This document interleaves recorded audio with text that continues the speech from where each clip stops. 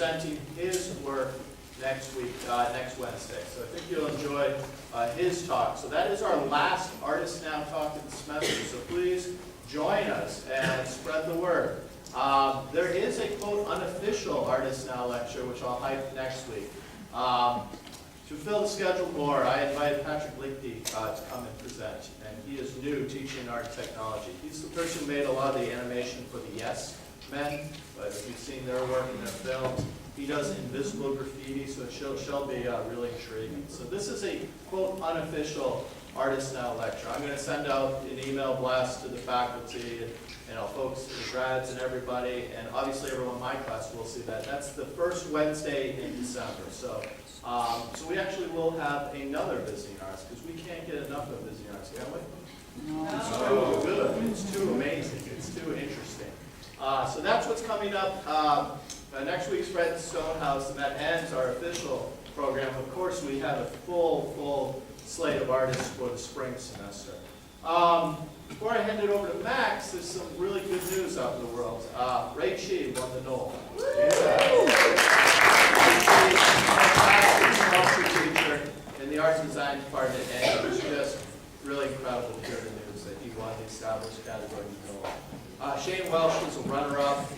Eddie Villanova also won Emerging. He was a UW grad, so it's a fantastic program. Obviously, you saw our two Knoll recipients give talks this semester, Faith and Lois, and it's always just a great moment at this time of year when the new round of Knoll winners are announced, and it's especially heartwarming when you see good friends and colleagues win the award as well. So congratulations to Ray. Be sure to tell him that he's the most humble guy, but one of the most talented guys in the world too. So great news. Also, a UWM grad is presenting on Friday, Jim Rigel.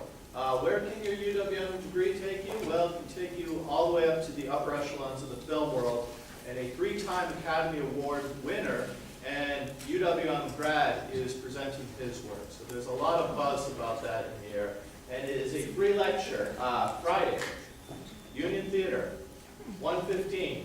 Come check that out. Here's someone who's won 3 Academy Awards, mostly in the Hobbit trilogy films, right? He is presenting, but it's great to see such incredible levels of success. It should be an inspiration to us all. So if you can attend that, by all means. Another inspiring thing is the 4th floor of the library. Special collections, one of the most incredible collections of books, prints, you name it. A semester doesn't go by where many of the instructors in the art department aren't taking their students up to visit Maxiella and this incredible collection that we have. So Max will introduce our guest, but I have to hype up Max's work in the collections here on campus. So Max.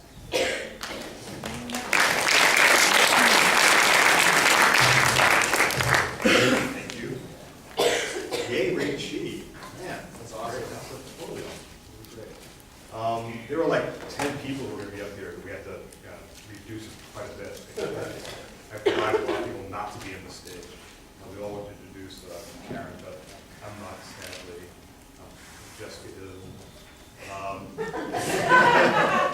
wish I was Jessica, just for 5 minutes. But I wish I every day. So I just wanted to have a program. That's really all I have. Karen Kunc is here partly because of the Ettinger Book Artist Lecture Series that we hold every year, which is supported by the Ettinger Family Foundation. And she's able to, part of that grant is to make sure that the artist comes not only as a public lecture in the book arts, but also to work with students. And usually it's just a one-class thing. Karen is doing a whole week. If you haven't come to the studio yet to see her reflective wood cut process and her printing, you have 3 more days. You've got plenty of time, so please do that. So I'm here just to plug tomorrow's program. Tonight, Karen will be talking about her prints and her printmaking. And tomorrow night in the Ettinger Book Artist Lecture Series, she'll be talking about her artist books and her book arts process. And that'll be in special collections on the 4th floor of the library at the same time at 7 o'clock, probably go on for the same amount of time. A smaller venue, she won't have to yell to a larger crowd, and have a mic go along on her and so on. I know people will be cheering, so she'll talk over that too. So I guess that's a lot to say. So I want to introduce Jessica Munigaga, who's our speaker, and she is the area head of Print and Narrative Forums.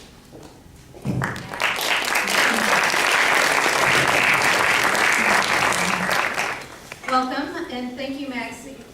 Everything that you've done to coordinate this experience has been invaluable. And Karen, in lieu of offering a workshop, is doing this live printing event where anyone who comes to visit between 9 a.m. and 5 p.m., you walk in the door, she'll put a brayer in your hand. So she's really generous in inviting us all to participate in her process to create this very special print diptych. So I do encourage you to stop by unannounced and join, get ink under your nails and experience the magic that is printing a Karen Kunc print. I want to introduce her now. Karen Kunc was born in Omaha, Nebraska. She received her BFA from the University of Nebraska-Lincoln and her MFA from Ohio State University. She is currently Catholic Professor of Art at the University of Nebraska and Lincoln. Her works are represented in collections worldwide from libraries such as UWM, Boston Public, Library of Congress, Harvard, and the Walker Center Library, to major museum collections including the Milwaukee Art Museum, Museum of Modern Art, the Philadelphia Museum of Art, the American Art Museum, the Smithsonian Institution, the National Art Library of the Victoria and Albert Museum, London, the Mishita City Museum of Graphic Arts, Tokyo, Japan, the Hyundai Art Center Gallery in Korea, and the Reykjavik Art Museum in Iceland. Her selected awards include Southern Graphics Council, Southern Graphics, everyone, Printmaker Emeritus Award, Prize of the Director of the State Museum in an International Art Triennale in Lublin, Poland, Lance Prize, getting some feedback, 178th Annual Art Exhibition, National Academy of Design Museum, New York, UNL Humanities Center Annual Research and Creative Achievement Award, Purchase and Jurors Merit Award, 28th Bradley National Print and Drawing Exhibition, Nebraska Governor's Artist Award, Artist of the Year, Sponsored Prize, 5th Sapporo International Print Biennale in Hokkaido Museum of Modern Art, Japan, University of Nebraska Alumni Achievement Award, 2 Fulbright Fellowships to Finland, a Fulbright Specialist Grant to Dhaka, Bangladesh, and 2 National Endowments for the Arts Fellowships. Oh my gosh, and it goes on. That's just a few. Karen has taught numerous workshops around the world, and I've attended all of them. And served as a visiting artist in over 100 institutions, no joke.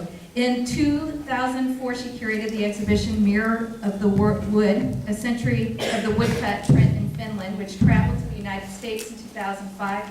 She also organized Printmaking, Relevance, and Resonance, the 2004 Mid-America Print Council Biennial Conference. So we've been just lamenting what it is to organize a conference. Printing with her this week, it's funny because I sat down right here and one of my students, Alex, here came and I said, oh, sit by me. He goes, well, is Karen sitting here? And I said, no, the woman doesn't sit down.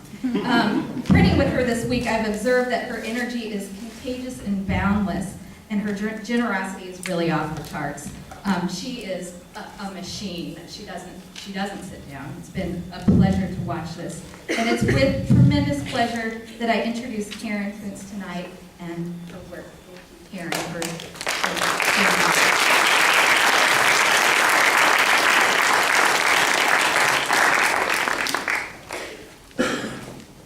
Thank you, everybody, for the introductions.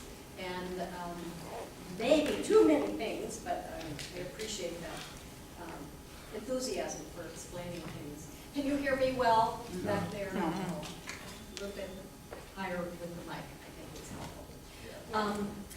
My presentation, I always like to explain, is an eclectic collection. It doesn't go in a chronological order. It's going to be intermixed with things that have interested me and influenced me, sometimes after the fact. But it helps me explain what it is I do. And the title is Printedness, and in the middle of this presentation, it's kind of a theoretical issue that I want to explain about. the effect of printing and what that means in a larger scope. And as I'm talking, I'm thinking out loud for you about how I'm working with some of my ideas and the influences and the directions and multiple streams that my work is about. So I'm starting here showing you my home in Avoca, Nebraska. I live 30 miles outside of town in the countryside, and I have an old farmhouse, and we built a studio on this space. It's really a beautiful, isolated location outside of town. So I'm a commuter, and that affects a lot of my life and my experience of living in this landscape. Outside the studio, you can see this view. I'm looking at old weathered barns.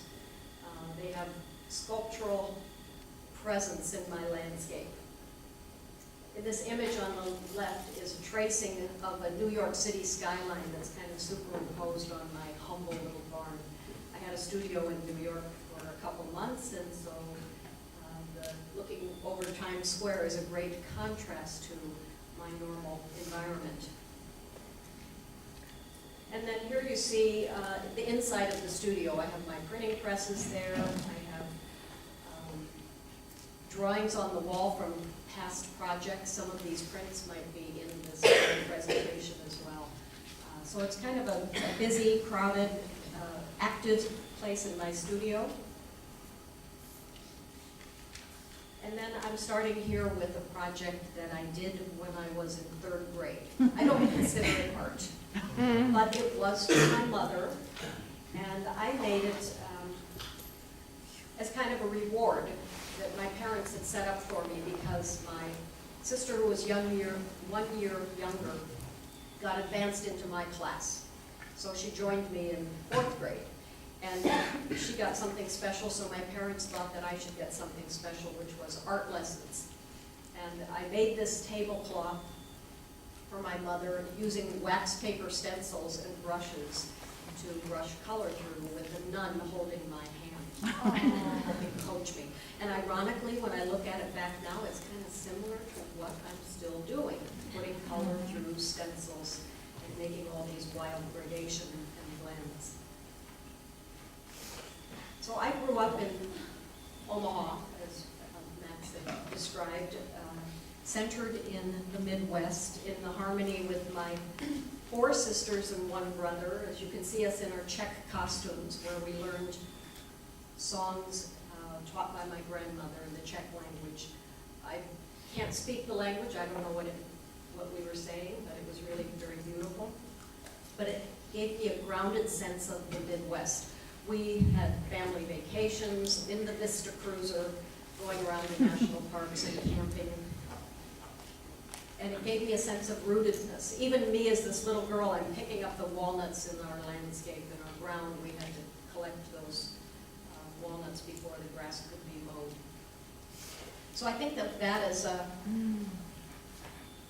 touchstone for how I feel about my work, yet that it is based on my presence in the landscape where I am from, but it's vastly changed. It's very abstract and conceptual, I think, now, but it's decidedly mine. It looks like mine. So here you have a first example of something that's a current work, Verse from Macrocosmica. It's an invented place, a new perspective. I've invented a location. But I do color woodcut prints, as was mentioned. So it's all coming from a carved wood block with the ink put onto the wood and transferred onto paper. I think one of the important aspects that I know I've studied is my graphic instinct. So that comes from doing these thumbnail sketches. I begin all my projects incessantly by drawing, and I've shown some of you. I hope you were in the studio and you could see these little drawings that I do. They're doodles, basically, scribbling of my hand. And out of that comes a mark-making sense, a strength of composition, the impact of the light and dark patterning. And then I'm using these spontaneous sketches of things that I invent and imagine, and I choose something to make into my prints. It could be any number of these multitude of sketches that are there. Often I'm choosing the piece that looks hard for me to do, something I don't know, and that's what I want to find out. So here's a print from, it's 1986, so quite a while ago, but it looks like mine. It has landscape reference. Icebreak a Cutting Dawn is kind of talking about that crack of ice in winter when the light is breaking it at the moment of freezing and thawing. But in these prints, I always am interested in retaining that strong graphic impact of those sketches. Another important aspect is the idea of the inner structures that are inside my compositions. I think of them as almost like an apparatus, a architectural structure. Often it's based on repetition of forms. So you can see in 40 folds, there's a white triangle, and it kind of flips on itself, and a smaller white triangle. It flips on itself again, and you get a black diamond out of that repetition. In Signals Remain, it's like the geometric form has a cutout opening, a window that unfolds. So I'm playing with the repetition of things. And over time, then I find out my structures, the things that I invent and play, they end up actually having some kind of a meaning. In shaped scrap wood, I'm not sure what I'm saying. Scrap wood, it looks like irregular forms, all cobbled together to make ladders, to make a structure. But it actually comes from my first trip to Bangladesh, where I saw everything there being handmade. They don't have manufacturing or making a commercial ladder, so it was all made of scrap wood. And the living tree was encrusted with signs, so that it totally was bristling with all these amazing shapes. And here in the print titled Stack, all these simple shapes that began as my abstractions, they start taking a dimension and a form. They're all stacking up in some kind of a structure that could be a building or a construction site, a little bit of shading, and it starts modeling in space. I made this print in New York, so I was surrounded by all those skyscraper canyons. Another important aspect for me has always been the function of pattern, how it works. Similarly to the fabric patterns that I'm seeing in this sari market, where they're enticing me with these incredible patterns and color combinations.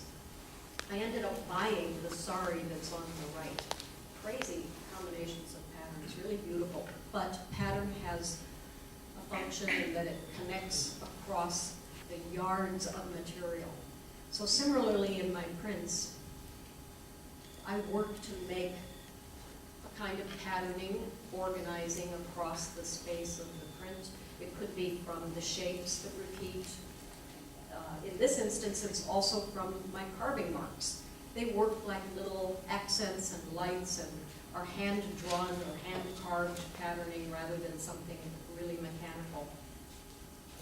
And certainly I'm influenced by all kinds of textile out there. So titled Silk and Glow is literally an inspiration from fragments of silk kimono patterns that I collected in Japan. I put them together, and it is even a shaped print, so it's capturing the irregular edges of those scraps. So this whole idea of patterning is part of the natural order that I see all around me, out of nature. It's wonderful. I am fascinated by the trees without any leaves in wintertime. They make great etched lines against the sky.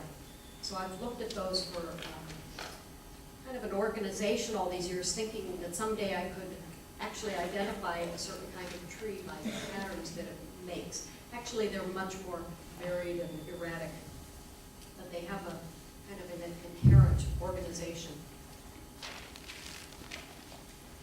think that's kind of part of the idea of the chaos theory, that you have enough randomness going on, and out of that, actually, an order does materialize. So I hear these scientific explanations of such theories as the chaos, and it influences my thinking as I'm looking at all this natural order. So these natural patterns and designs have entered into my work, certainly. I think of watery realm as an explanation or expansion on the idea of the watery flow of a river.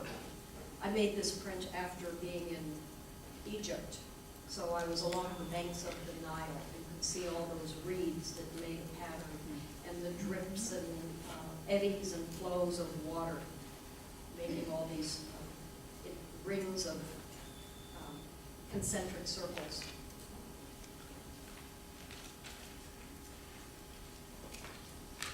So here's another image of a kind of organization of scientific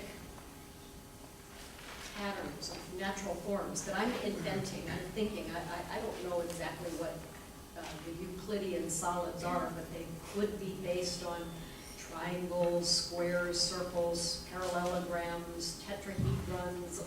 You can think of all of those wonderful names of those forms that exist, and I'm inventing. I'm trying to play with the similar kind of form in the print that I'm making in the studio as well that might be a good companion for formula. Of course, we hear scientific stories every day. They're in the news. We're constantly bombarded by the next discovery, and I think those become my everyday science inspirations. I may not need to know the actual explanation, but I find it fascinating to hear these new discoveries. Another important thing that has always occupied my interest is the idea of space. And so here we're on the top of the Continental Divide in the Rocky Mountains in Colorado. This is really the edge of one side of the continent versus the other side. But up there, it becomes a big concept that I can think of and expand my mind all the way to the edge of the ocean, considering all the flows of the rivers, as well as the ambiguity of the space I'm in. Which is the sky? Which is the water? Which is reflections? Which is the actuality? So those become ideas in my prints also about what's solid, what's object, how does I activate something that's actually a sense of space. This print island, the upper section that looks like it could be sky is filled with shards and fragments that push and vibrate against each other. And the lower section, that's the white area, is actually untouched white of the paper. So it's, the negative space becomes very activated by what I don't do. I don't put anything into it. And I've taken the invisible areas and conceptualized about those. Here again, that whole idea of the negative space becomes quite interesting in the print called Twain. It actually becomes the subject. Those two rectangular forms are from, again, something I haven't done. It's the untouched part of the print, white of the paper. There was wood that I could touch and physically feel on my woodblock, but I chose not to do anything except a little tickle of color. But those triangles, the rectangles are actually echoing the pattern of growth that you see in that seedling sprouting at the bottom. So it's a similar kind of story about starting from nothing, small seed, the round circle, maybe it splits open, the egg is expanding, or the seed is growing and becoming a plant. It's like a story of creation. Here's one of my most favorite buildings, structures in our landscape.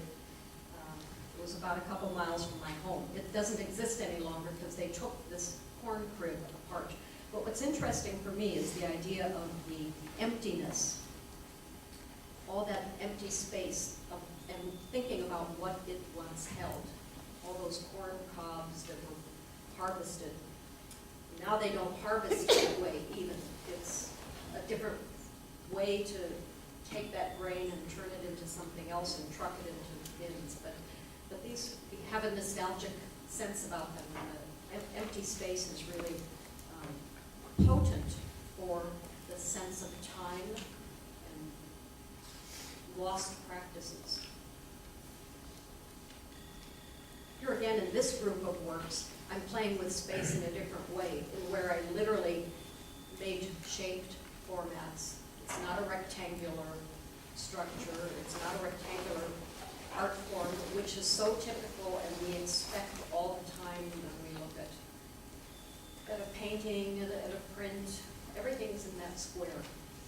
And often I find it really interesting to carve out the chunks of the space itself and make it shaped so it engages with the space around it. The negative space of the wall becomes part of this group of works that were installed just by mounting directly to the wall.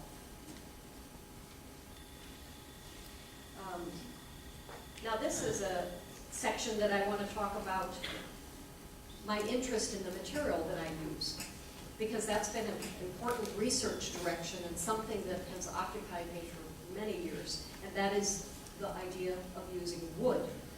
I use wood for my wood blocks. It's a very common, accessible material, but it has caused me to look at wood everywhere. How is it used? This typical thing that we have, the functionality of it. And here in my sketches, you can see a fence row. The fence is protecting visitors in a national park from falling off the cliff. So a really important purpose there. But I've kind of speculated on that idea in my thumbnail sketch that you see above it. It's like a little arbor or structure, three-sided tripod. And then look at those amazing scraps of wood left over from the mill.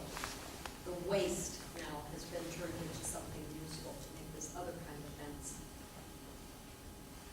So I'm really interested in and have made all kinds of images that started out as a sketch of some kind of a cylinder-like form or a geometric abstraction, and with a little bit of shading and modeling, I've enabled this tree-like structure to take on a personality.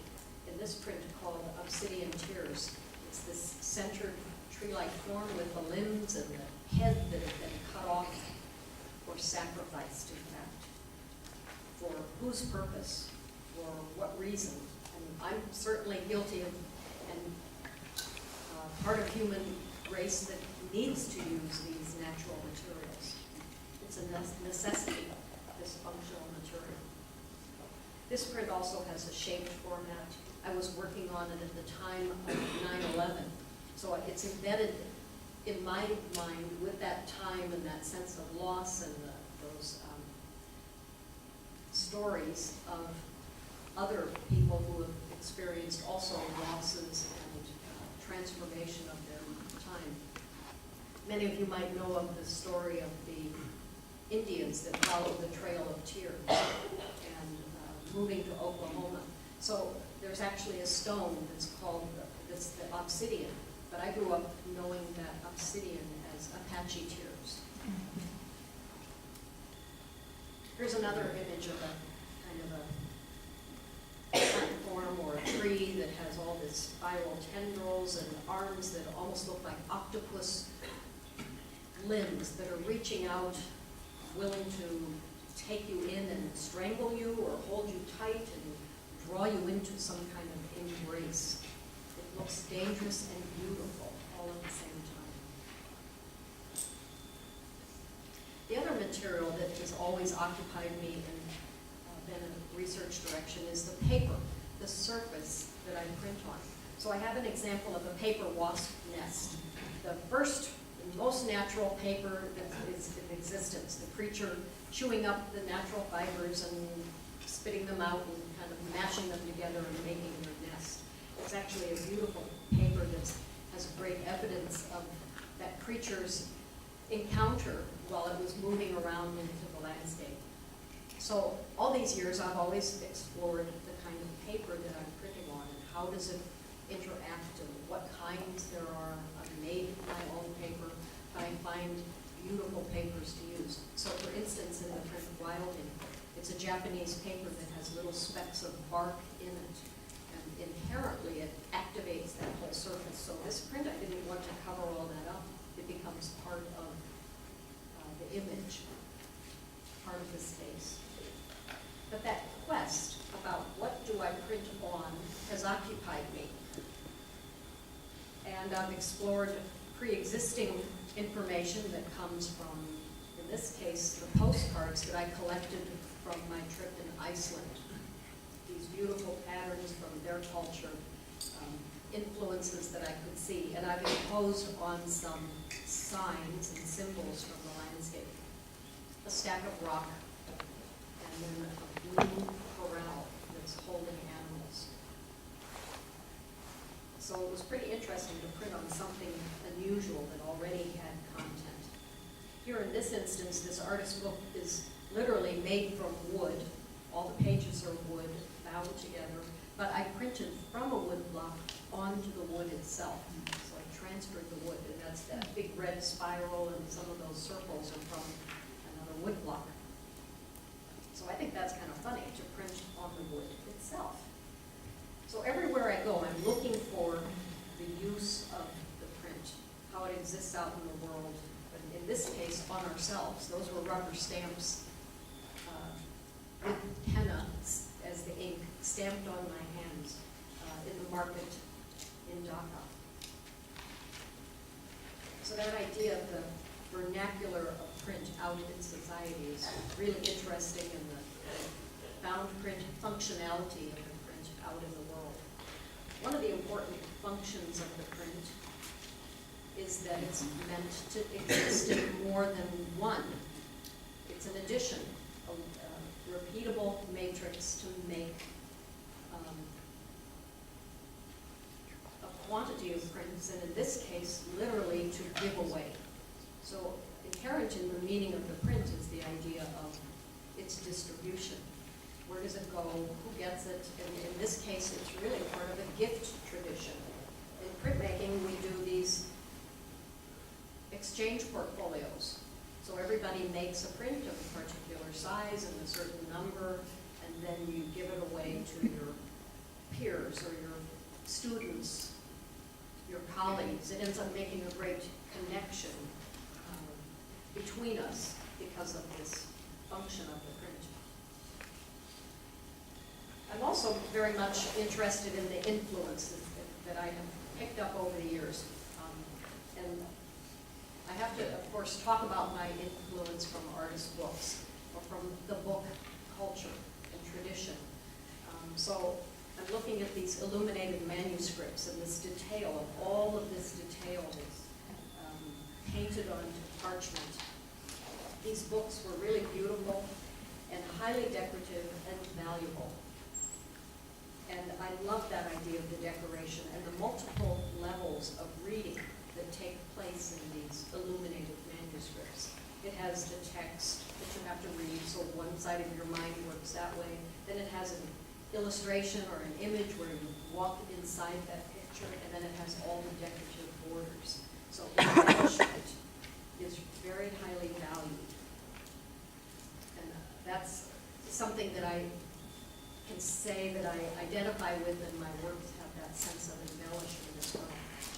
But in contrast to that is part of bookmaking history. And so this is one of the examples of working in collaboration with another book designer.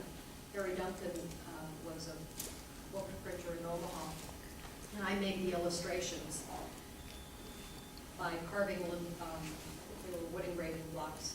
And he kind of espoused a very elegant style of design. It's kind of called the crystal goblet theory, where everything is meant to enhance the poet's voice. Nothing was to overcome or overpower the other aspects of the design. It works as a whole. But I think my tradition and some of my directions for my books and prints is to go over the top with decoration and embellishment and to paint and draw and do whatever it takes and really make something sumptuous. And so it's my aesthetic that's coming across very strongly in my book works. This is, again, is something that's painted onto wooden pages with silkscreen and watercolor and I don't even know what. It's really sumptuously beautiful. Here's another wooden book called Everything Something. And in a way, I'm working with the idea of potentiality. So it begins with a very small little branch, a little seedling that's starting again, a sapling, and it has grown on the inside pages, and at the end you see the tree stump that has been sawn down, and all that's left is this transformation of the material, something that grew and then had a function. In my works, I don't think that I'm a writer. I don't like to write. Actually, it's quite hard work to write our letters of reference and articles and all the important things that we have to do as a professional. But I do write for my titles. So I'm showing you this sequence of how I'm working at thinking about the sound of the words, what works together. My titles are very important on my prints. They have like a poetic sensibility about them, and the words feel right when I say them. But I do work at it very much. I have to do word work, testing certain combinations, and you can see that some of these are starred. They were more interesting, and I actually titled one of the prints, the one that's starred, called Shaping Sounds. But out of this making of the books and writing my titles becomes part of the interest in the history of symbols, history of signage. It's part of the printmaking history as well, the history of communication arts, the development of language into a written form, and all those primitive signs that evolved into something else. Here in this image, we see two kinds of signage systems at work. One is very primitive. It's those reeds twisted around rods, and it ended up enabling a map of islands for the South Sea Islanders as they were canoeing across the Pacific Ocean. That was in the Natural History Museum in New York. But it was a way of communicating, creating a system where that information was recorded and could be passed on. The other is the seismic wavelengths under the volcano in Hawaii, Kilauea. And it's readable. It certainly gives evidence of the action of that earth and how it's moving. But it's a very beautiful graphic sign symbol. So I'm interested in that metaphor as well of accumulated knowledge that those signs and symbols mean. I'm embedding that into my prints. This print called Book of Hours is like a structure holding all these layers of geologic time. Or are they pages? Is it stuff that you peel back, or is it an accumulation by sedimentary residue over geologic time? And similarly, in this print called Inner Space, there's a sense of the sequence, the relationship of reading across this exaggerated format. It's almost like a mapping of an architectural palace, where you're moving from one place to another, mentally and physically, because this is a very long, exaggerated long format. So you physically have to walk along this path. The other set of influences that I can put for you are the woodcut tradition. Printmaking history includes several eras where woodcut was very important And on the left, you see one of the German expressionists who made woodcut prints. I don't know the date of this, I would think it's in the last century, 1920s, 1900s, whenever the German expressionists chose to do woodcut or expressive material itself. It didn't have a sense of refinement, and they were reacting against superficial elegance of the French Academy. So they could make these really rough and rugged, kind of honest interactions with the material of the wood. The other important influence in woodcut is the Japanese ukiyo woodblock prints. There's a whole tradition of woodblock from Asia. That was the kind of printmaking that was being done until any introduction to the West, from the West, introduction of lithography and etching in the 1800s. So a couple thousand years of woodblock tradition culminated in the beautiful Japanese ukiyo woodblock prints. And so here we see this example that I just love these prints. I emulate a lot of the qualities.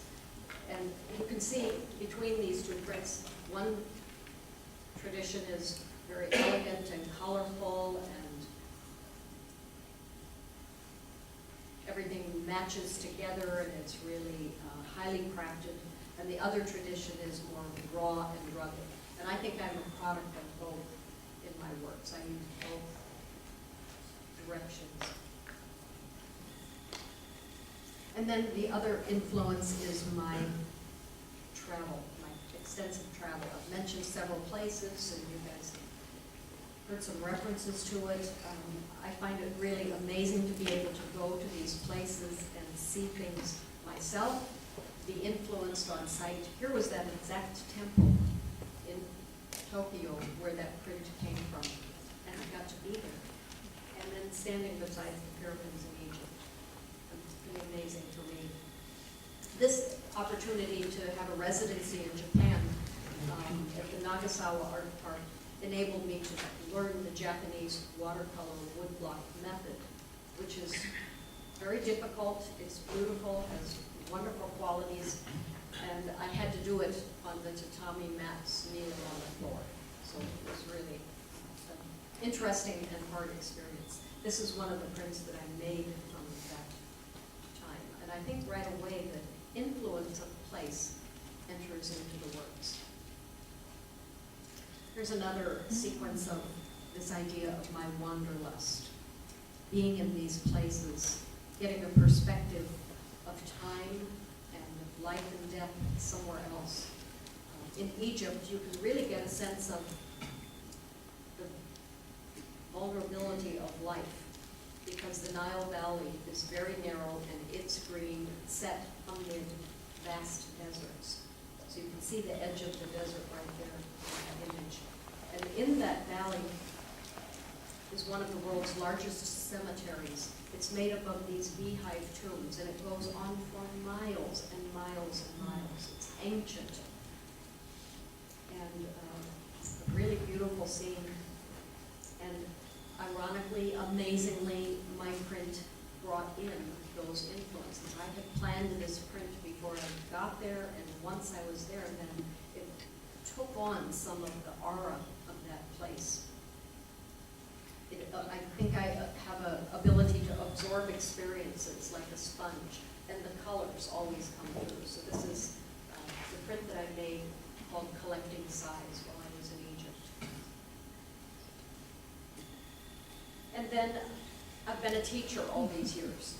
And the main thing for me as a teacher is that I want to keep learning. So my students are a big part of that. And teaching is always continually teaching me. I've had great experiences where I've been able to teach artists all around the world. This is in Japan and Bangladesh and Egypt. And finding out that if I'm helping these artists, I'm making opportunities, and it comes around and creates opportunities for me as well. I think that's what we're experiencing in this workshop while I'm here visiting. Now, I want to explain a little bit about the process, because I know not all of you have been up to the studio yet, but in the print studio, you can see very simply my process.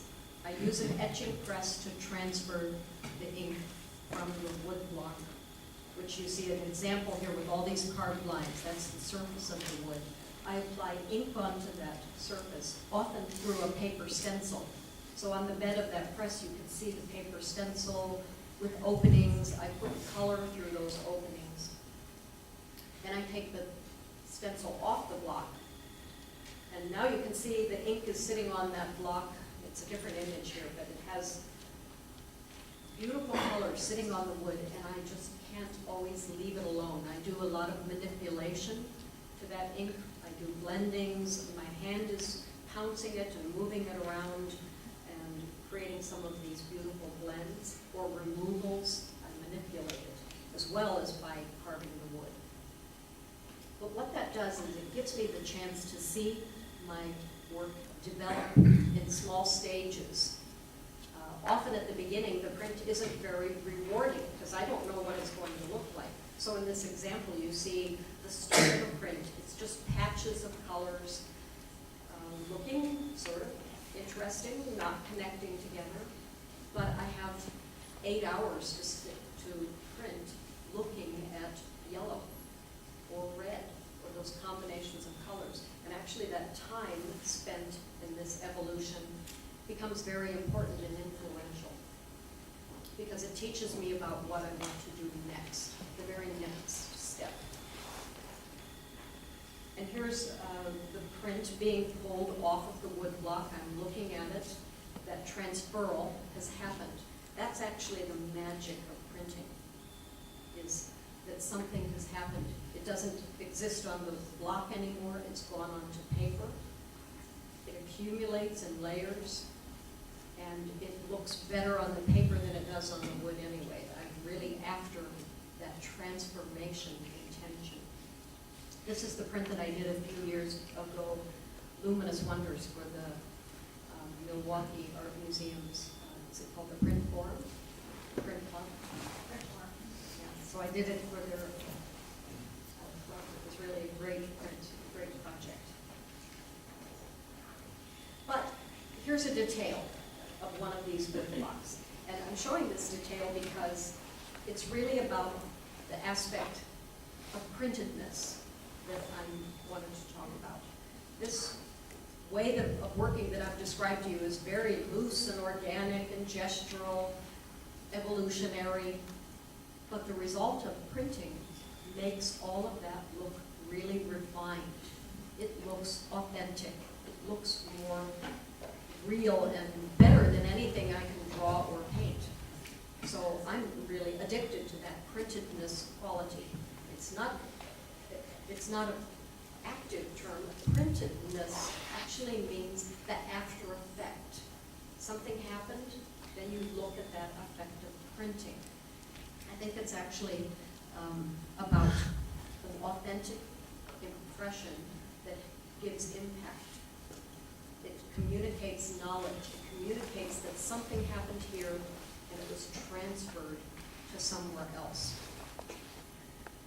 And actually, I think that, then, this printedness is part of our culture.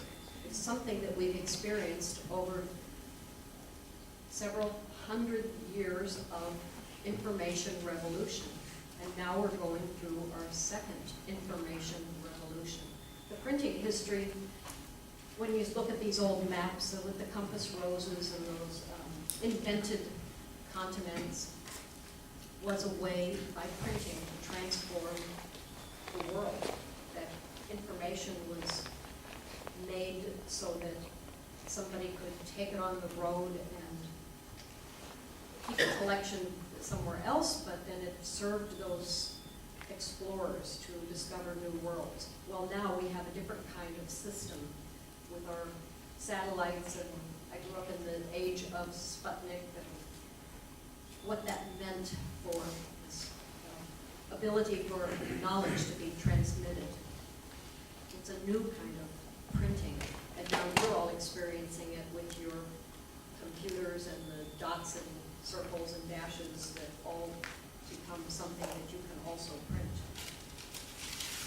So I also think that printedness means that there's a physicality to the impression, to the ink, how it sits on the paper. And we are a very sensitive creature with our eyes that can actually tell the difference between something that's printed and something that's not. I think that's a very interesting aesthetic issue that I want to recognize and think is a very important intellectual idea about the printed mark. That this means that there's a transferal of ink from one surface to another.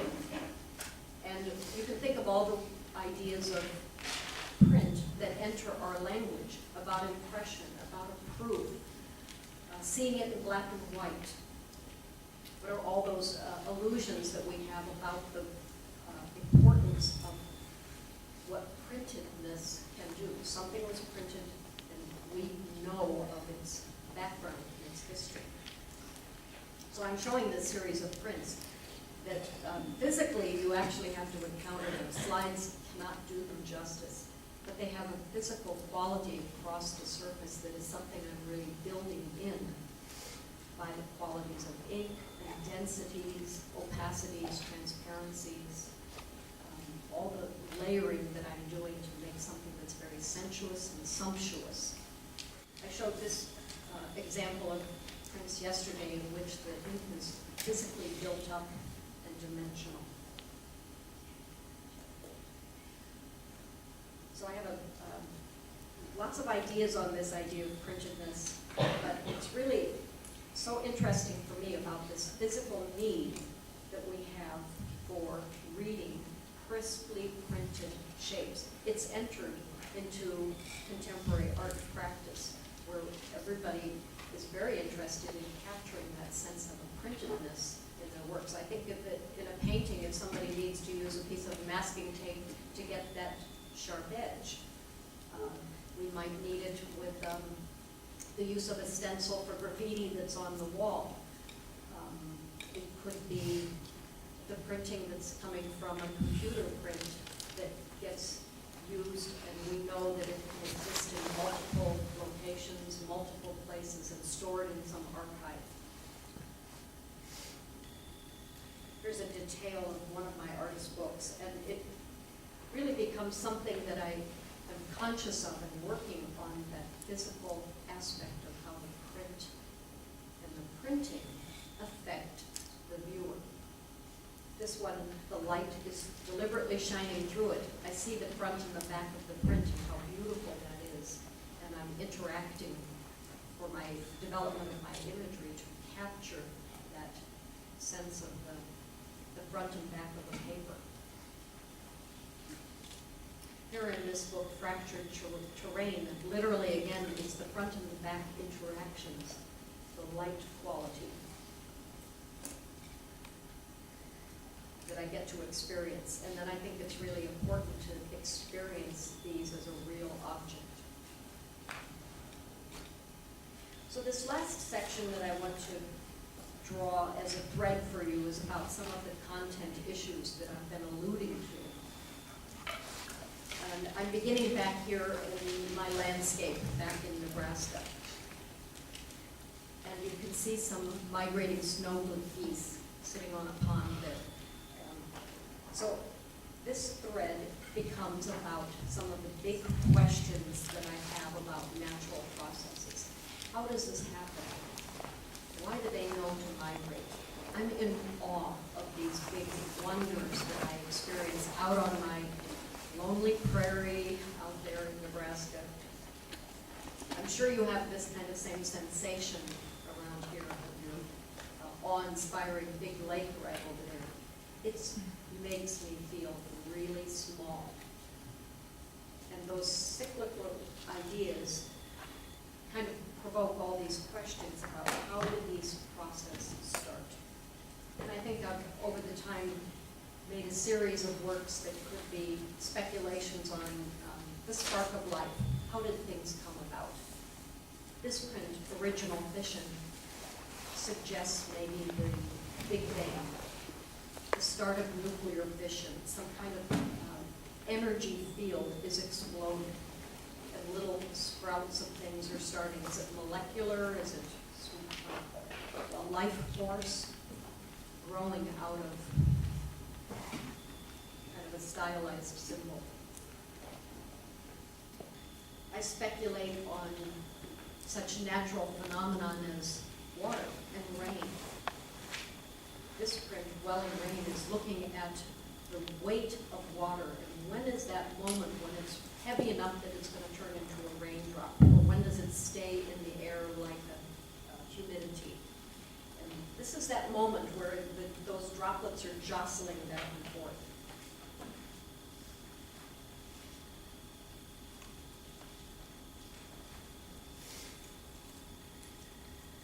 This print is titled Horizon's Edge. It looks like a perception of many different moments across the span of one day. When the moon is rising, the sun is setting, it's going below the surface of the horizon, all these phenomena on that edge.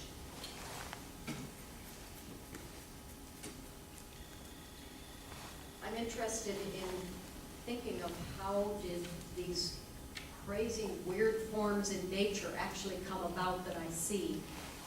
I've seen in my travels, like looking at the rise of the mountains, the creation of canyons. These plateaus are being formed by grain of sand washed away or blown away, grain of sand over eons. So I'm making some of these strange forms. In my language, they look pretty strange, but every time I go out into the world, there's some pretty strange things out there already. So which came first is what I wonder about.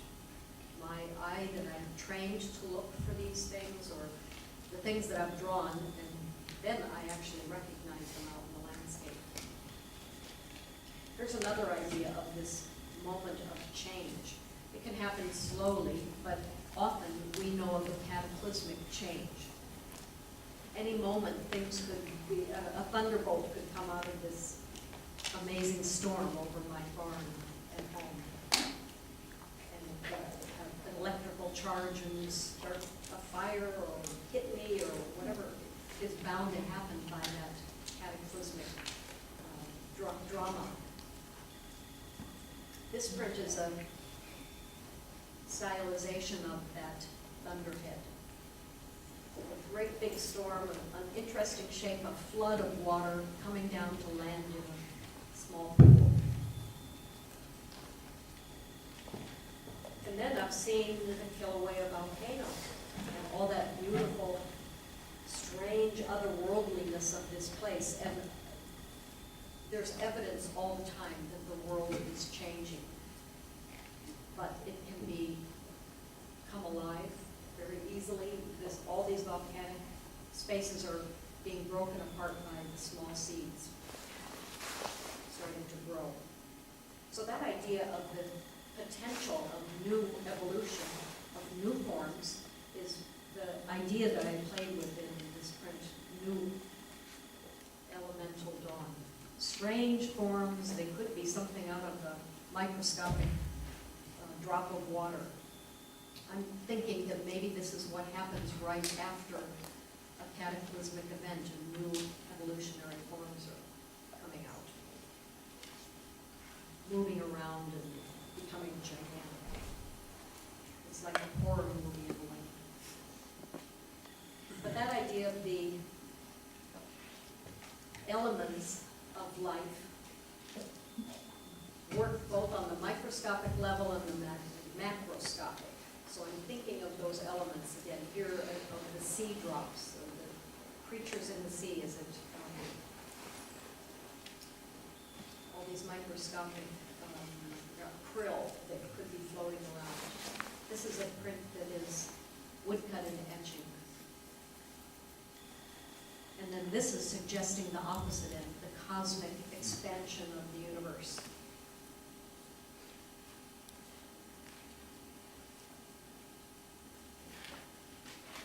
This print is talking about the refraction, the force of physics and coagulating matter, and a fossil underneath all of that mass that's being broken apart by the new refractory ways of extraction that we're all talking about as making our new gas independence. But at what cost, I'm thinking. I also think that an important aspect of being human is the idea to be a reflector of your environment. This is actually a scientific instrument set up in a volcanic field in Iceland. So these little plates are being etched by the emissions. They're being affected by all of the surrounding.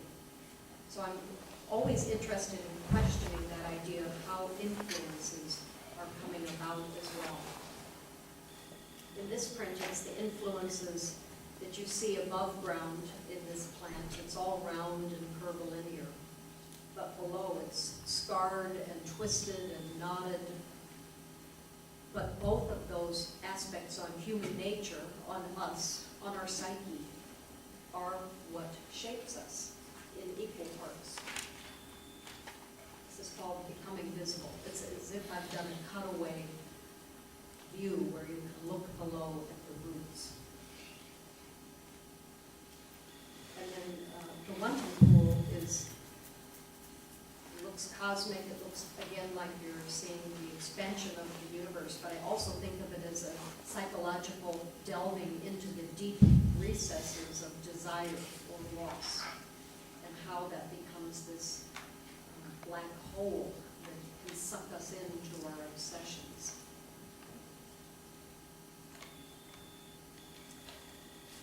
I have this image here of two opposites.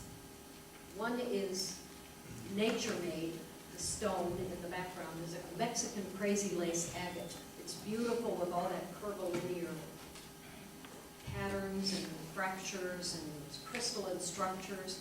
So I grew up in a rock-hound family where we were always going out looking for the treasures in nature.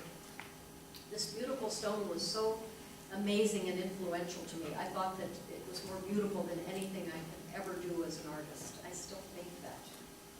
But it's natural, it's found. You have to be on the quest to look for it. The other image is of my husband's work. He's a glass blower. And so he makes these beautiful glass vessels where he draws with colored rod and has these incredible patterns. But I think that it's man-made, and it's part of that idea, being man-made, to use our natural resources or our innate abilities and change them and transform them into another state of being, of that matter.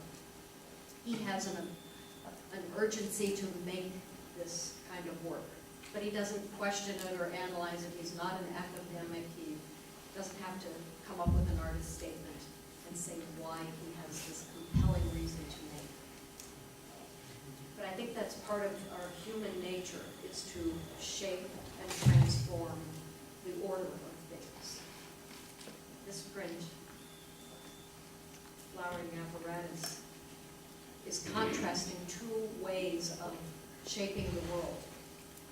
One is by the natural, fluid, flowing, multi-seeded plant that's growing, and the other side is channelized and contained and like a test field that's all gridded out into squares, making an unusual, strange hybrid plant.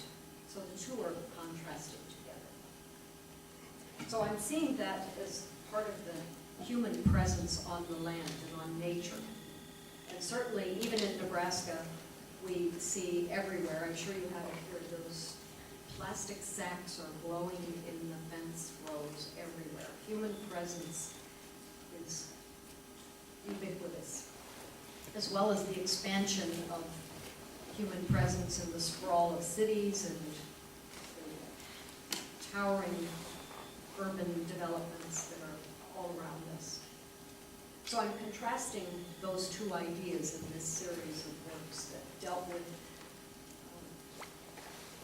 the natural flow and the rhythm of things that I was calling like a rural influence contrasted with the urban influence. And part of that comes about from the geometric structures, the organic versus geometric interplay that I'm designing in my compositions. So you see this skyscraper is balanced on a tiny seed in urban order, and morphic order is like a natural growth. And here in indeterminate edge is where is the edge of our landscape nowadays? When does the city end? Where is the wasteland? Actually places that were once considered unimportant and never useful have now been reconsidered. You see mining maps and surveying and across the deserts of Wyoming that have now all become carved up for gas wells, as well as the new discussions about making oil structures in the Arctic once the frozen wastes are now being reconsidered as possibilities. But I think that's part of human nature, is this mark on, we're leaving a mark wherever we are. So here's some beautiful examples of two markers that I've seen. The beach stones that were piled up on a beach in Hawaii. Somebody was there, I didn't pile those up. And the others are these wooden wishes or votos carved in the Roman era that were thrown into a spring, asking for wishes, probably to cure an ill in their limb or a broken arm or something. And these were recently discovered in France. But that idea enters into this work, my artist book called Evocations, in which the human hand is there moving across the space, transforming and manipulating raw materials, and squeezing these materials like you would clay and changing them. So here's the last couple images of things that I'm showing you as a direction of installation and expansion of my formats. These prints were actually mounted on the wall and existing out in space so that the light could surge around them. Here you see this installation.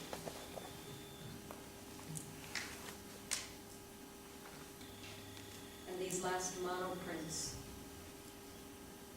I think that's part of my purpose as an artist, is to make, to find out that I too have this urge to transform materials, raw, simple materials that I have for my printmaking, and turn it into something extraordinary, something else. So I'm showing you these most recent works, these large works that I made as an artist in residence in Venice a couple years ago. These are the largest prints I ever made, and so they really have a striking presence. And I was working in a landscape very different from my land-based home. I was working in Venice, Italy, that's surrounded by water, and I wanted to be in this kind of watery experience, some immaterialness to the surrounding. So these prints are all addressing that idea of the watery expanse. The Immeasurable is a large print. It's dealing with all the rhythm of the waves. And this series is called Aqua Alta, and it has a panoramic viewpoint of the horizon line, which is the water and which is the solid edge. This print has also been turned into an artist's book, and then it exists as a three-dimensional installation. So water has been an interesting subject for my last works. These last two prints here both address water as a material element.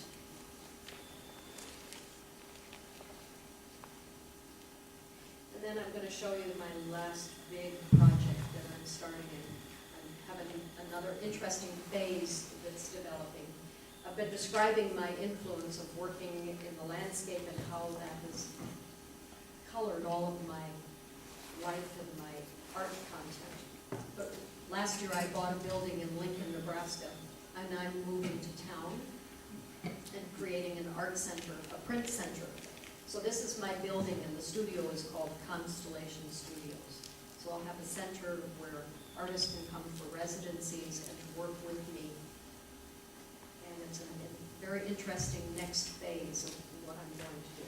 But in the meantime, while the building was undergoing renovation, I've been painting a mural on the side of the building. This is the largest thing I've ever made. And I'm drawing marks that are larger than my body size to get these on the wall. It's gigantic, but really has been fun to do. So I hadn't made a print until I'm here in Milwaukee to make this print for several months. I've been working on this mural. And now winter has come and I have to stop until next spring. So I wanted to tell you about that, and maybe you can come visit me in Constellation Studios. Thank you.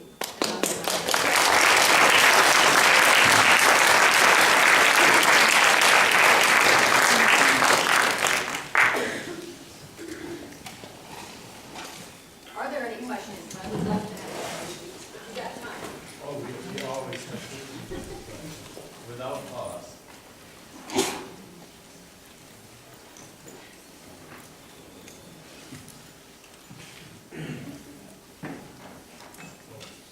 Shoot, okay, I have a question.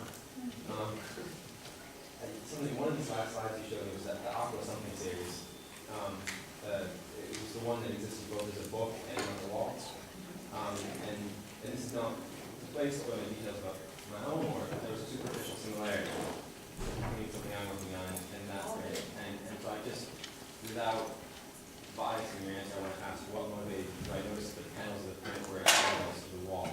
What motivated that much consideration therein?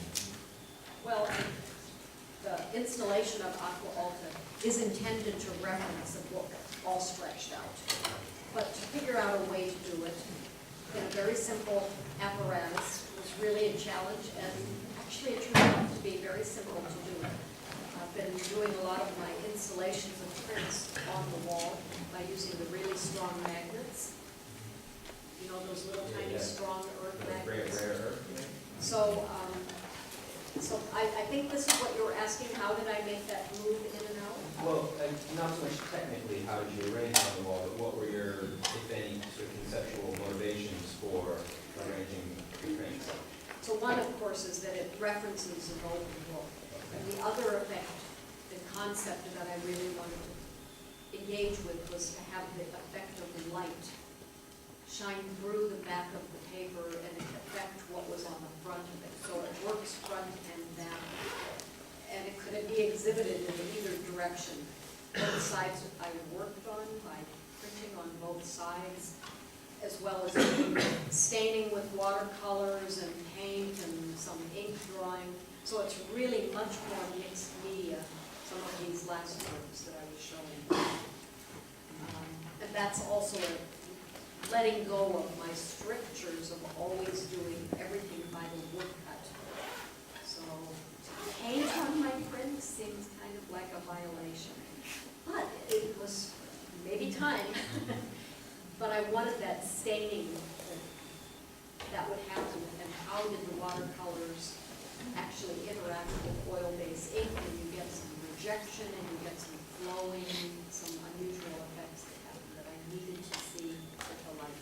So it really emulates the concept of working with watery content. Thank you. Yeah. Can you talk a little bit about the difference of working in your studio, which is a very isolated environment, and then like working with students here and having them printing in a communal environment? Yeah, it's really interesting to have these opportunities to work elsewhere. And I didn't point it out among all the works that I've made. I can among my portfolio. I have my prints here I'll show you. I have worked at different locations where it's like a performance. I'm making a print on site, and I'm a circus performer making my print, and everybody gets to watch all the mistakes, the problems. We haven't had too many frustrations here yet. We may. I think I do this because it's a nice contrast between the isolation and insularity of being at home in my own studio. Certainly, I love that. I can get a lot of work done myself, but I like to test myself, and this is a way to make work in sometimes not a very comfortable situation, and takes me out of my comfort zone. You've all been told that about how to expand yourself, and I think it's important that I do that too. But I do enjoy it because I get to share in a way and teach, often by showing and not always words. It's another way of having people understand subtle things that I do with my hands, or materials, or how I handle something, and that's beyond an explanation. And so just by seeing it, I think it's really important to share those little tips. And then I've been explaining it's been really valuable to have this kind of assistance to help me. I'm getting done in 5 days what I would normally take a month to do at home. No, we may not get the print done, but I'm having this opportunity to work this way and push myself a little bit faster. I can't agonize over things. I have to make a decision right now and keep it going, because I've got my helpers standing here. I want them to be engaged. So it's a good experience to get to work that way. Does that help you understand? Yeah, absolutely. Yes, thank you. What you prefer? Yeah. Yeah, Hi, thanks for coming and talk talking. really loud. Okay, thanks for coming and talking into it. I think I'm gonna try to come visit you. Here, I don't know about Nebraska, but the thing I was curious about was, how did you end up in like a teaching position? Was that something you created for yourself? Did people seek you out? Like, how did you draw attention to your printmaking? And has it always been a career? Have you had to do other things to support yourself? Well, I think I've been really lucky because I do have a teaching position. I didn't set out to be that at all. I thought I would be a humble little artist working quietly by myself. And I applied for a few teaching jobs, didn't get anything right away, but I did get a job 9 months after graduation. And it's like that set my feet on a path that I didn't know. I was really naive. I didn't understand what the academic world meant, how hard it is, but also how expanding it is. It taught me so many things, so I'm very grateful that I've had that opportunity. The first thing it taught me to do is to be able to talk, because I'm really very quiet and shy, and then I had to engage with people and talk to them and push them and learn how to express myself, so it was very valuable. So yeah, I'm really lucky I've had that opportunity, and I felt that it's freed me. I don't have to make art that meets a market demand. I don't have to sell myself. Of course, I have to promote myself. That's part of the expectations. But teaching has been something that's been hard. It's always hard because I have to tell students hard things, and I'm kind of good at that. And I've made lots of people cry. But I seek the truth and I work things through with them. But I don't have all the answers for everybody. And I teach in a way, I've always said, like I was not taught. I never had a woman professor. I never had anybody telling me why you should do things. At that era, it was, you'll know it when you get there. Or that's not art. Or the other explanations, it's too decorative. So all these things are stuff that I've taken and turned them around, and they've become actually some of my best qualities. I make unabashedly decorative and beautiful work, and I want to. And that's kind of a dirty word in the art world. And I teach by talking to people and giving the explanations that I always wanted. Tell me why we're doing it. Tell me what an idea is. And nobody will tell you those things. So now I can work that through with people.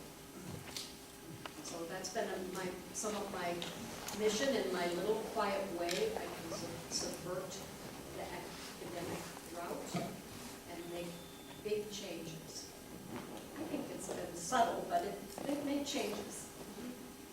Does that help?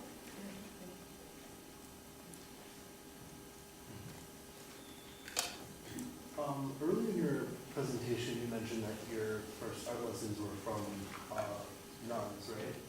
Say that again? Your first art lessons were from nuns, Yeah. is that right? So I was just curious, since a lot of your work investigates natural phenomenon and religious and secular perspectives are a big conflict, and I was curious if that conflict influences your work, and if not, why does a lot of your work feature natural phenomenon and the universe, things like that? Well, I'm not sure I understand exactly what you're after, but I'll just start talking about certain things. The interest in natural phenomenon, maybe because I'm seeking an alternative explanation for the world that I was taught from a religious background. In fact, I rejected my religious background as a Catholic. And, it's fine, it's cultural, it gave me stuff, but I actually think that I am more interested in other explanations than a route of explanation that comes from all that ritual and traditions. And maybe I've substituted it with science and the study of science, even though I don't do it as a scientist. I study those things by, like I said, the description of everyday science stories that we're hearing, those explanations that are fascinating. And they're as mysterious and hard to explain and sacred and spiritual in very much the same way. So I think I found those as my substitute for the human need to have something bigger than themselves. And so is it science or nature or the natural phenomenon? I think it comes from, my interest has always been to look outward. I'm looking out. And often there's another kind of artist where they're looking inward. And it becomes about themselves and that kind of obsession and telling diaries. You can tell I'm not telling diary stories. This isn't about my life exactly. It's about us as human beings in this world. And I'm offering an interpretation of that. Is that Oh, yeah, thank you.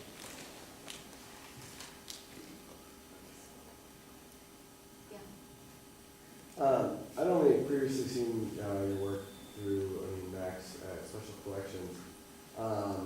And there it was sort of without, nearly as much context and explanation as you provided tonight. I was curious if you, sort of what, signage or description do you accompany, work when you exhibit it with, or do you leave things sort of more ambiguous to the viewer? Or?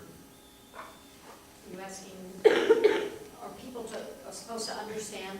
Well, what level of explanation do you give, when you're presenting work, and not necessarily talking about it? I mean, it was wonderful to hear, and the insights that I gleaned from it were far more than I expected. But I was just curious how when you show exhibit work, what amount of that do you give away? Well, I think I understand what you're asking. I think actually when I do my presentation here, I hope you all understood it, but I'm being pretty evasive in some ways. I don't want to tell you every little aspect about what everything means, because I think that's part of the viewer's responsibility. And what I'm intending to have is people engage with the work and see how it's compelling to them. So I'm talking around in great big stories. I probably could get specific about each piece, but I might not. I might never. I might not even want me to know, because it might take away some of the magic of things. And actually, I think the other job that is this along the lines you were asking again? The other job that I would like viewers to do is to really see the embedded weight of meaning that is in those titles. I work at them really hard to really put a lot of meaning in a very small phrase. So there's a hints in there. You have to look at that and see that, and it steers you to what the piece is about, whether it's about water or opposites or the urban-rural comparison and contradiction. All of these things are kind of embedded in it. But I really would like the works to be engaging to the viewer. I make them so that they're so attractive, and there probably could be somebody in the science world who knows how to test eye movements.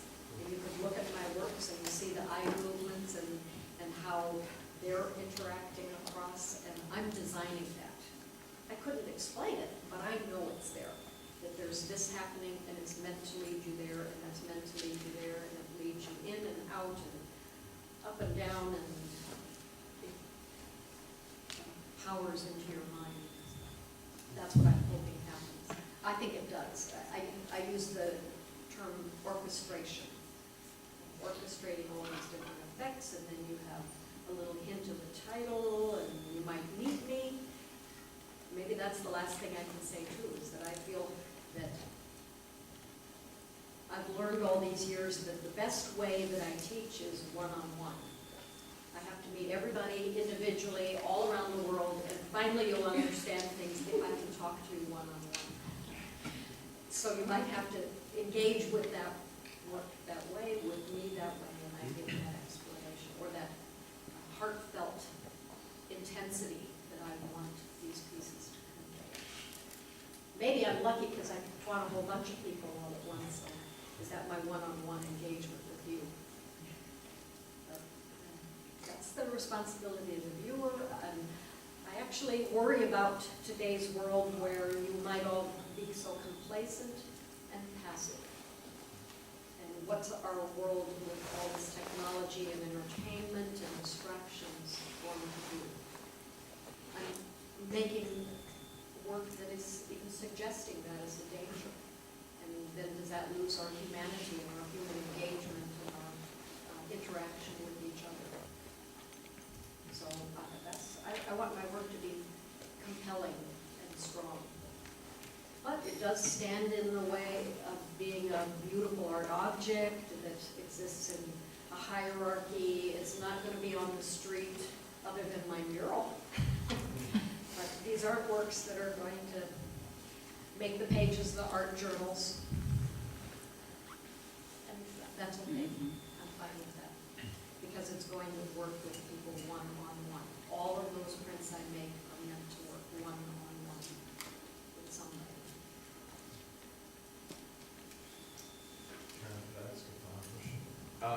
We usually break around an hour and a half just for people's, restroom and all that. But I want to ask one final question, then I want to invite the audience up to meet with you for 15 minutes or so.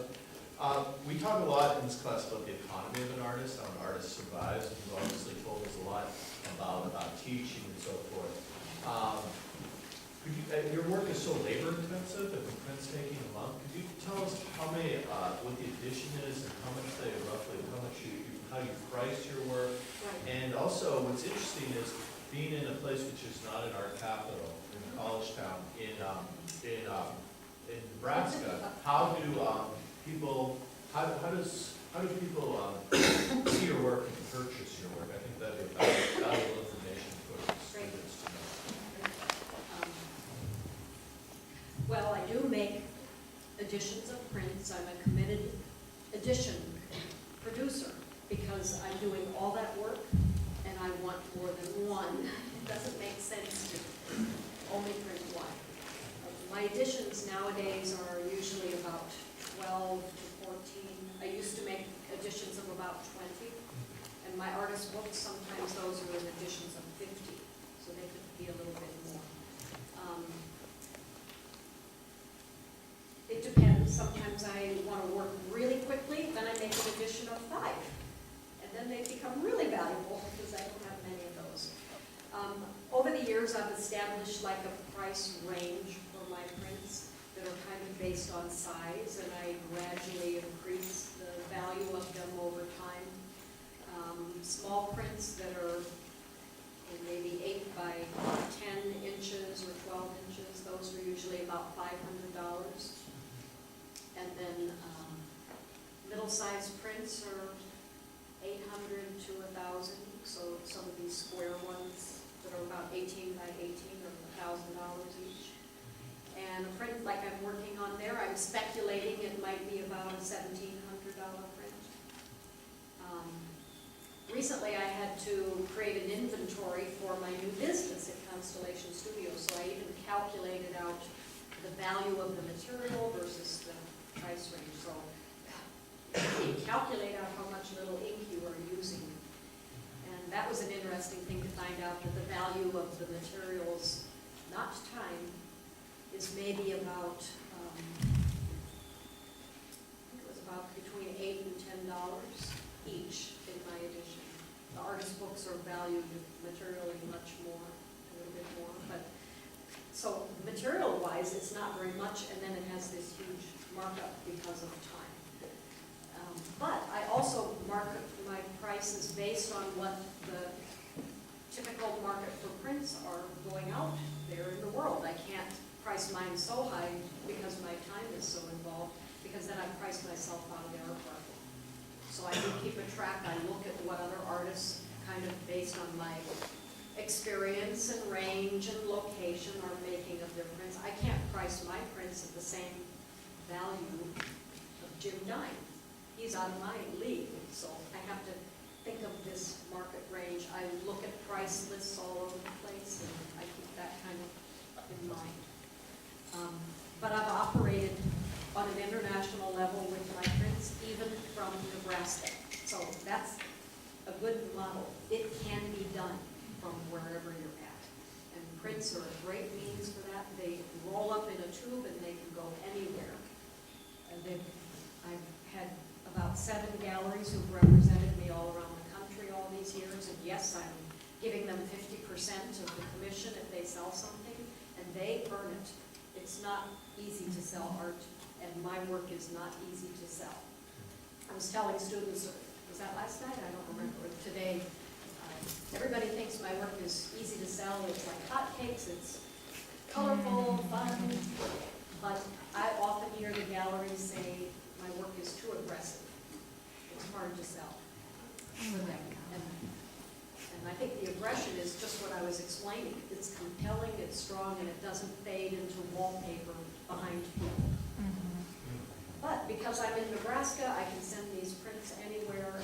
There's lots of routes for exhibitions and competitions. That's been important for me to keep that network of my work visible out into the world, and I have risked my prints, sending them everywhere. It's only a print, I can make more. So I'm willing to do that.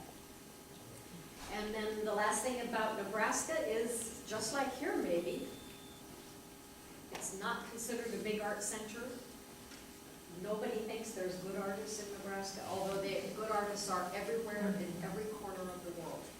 And I think I'm working very hard all the time to have that be known, rather than the attraction of only a few art centers. I don't choose to live in those art centers. I like to visit.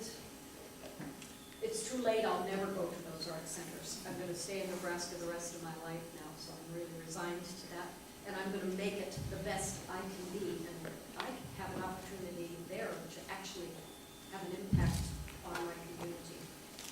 And probably already have. I can make a great impact on Constellation Studios. But it's really been, I think, important for me to be from Nebraska all these years, because the greatest benefit is independence. I I don't have anybody else around looking at what I'm doing or caring even what I'm doing. So I can do whatever I want. And there's no trend, there's no pressures of art market, there's no big theory pounding on us. Of course, in the art department, we have plenty of that going on, so we know certainly what's happening in the art world, but I can do whatever I want, and I really value that independence. That's actually been proved now to be the biggest characteristic of our time, is that there's huge diversity, multiple streams, art is happening everywhere, you can do it yourself. And to see this now coming about, maybe because some of us is stuck out into the hinterlands and we're there making our communities rich. And that's what I want to do. I have a better chance of doing that. When I go to New York, I'm nothing. I'm a little drop in the bucket, even though they all know me and stuff like that. I'm a drop in the bucket here, so I've chosen this other ability to have independence.